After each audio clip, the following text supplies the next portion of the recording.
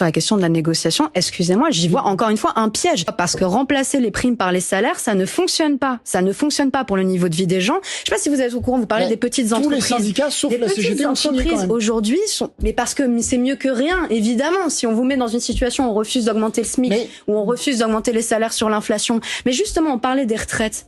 Vous savez le nombre de salariés, notamment dans l'industrie, qui disent, ah ben, en fait, je suis allé voir pour le calcul de ma pension de retraite et toutes les primes que j'ai touchées au cours de ma carrière n'ont pas été prises en compte pour calculer ma pension. C'est ça, les primes. Ça n'ouvre pas le droit à l'assurance chômage. Ça n'ouvre pas le droit aux retraites. Donc déjà, ça, c'est un premier problème.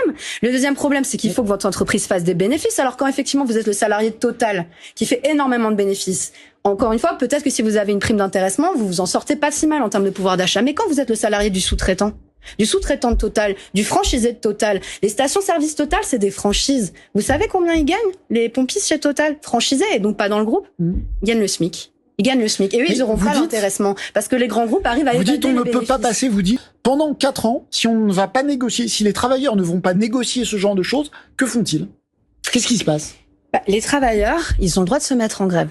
Et ils ont le droit de se mettre en grève pour obtenir des augmentations de salaire. Comme je l'ai dit, ça a fonctionné dans certaines entreprises. Et ça n'empêche pas d'aller négocier d'autres choses avec le gouvernement. Non, bien sûr, mais en fait, on se rend compte que le gouvernement est du côté du patronat. Je suis désolée, le gouvernement n'est pas un arbitre neutre entre les syndicats et le patronat. Le gouvernement continue de multiplier les cadeaux fiscaux aux plus grandes entreprises. La réforme des retraites dont vous parlez, ce que dit le président, c'est qu'elle n'est pas nécessaire pour équilibrer le système des retraites. Elle est nécessaire pour dégager des économies. Et pourquoi on a dégagé des économies?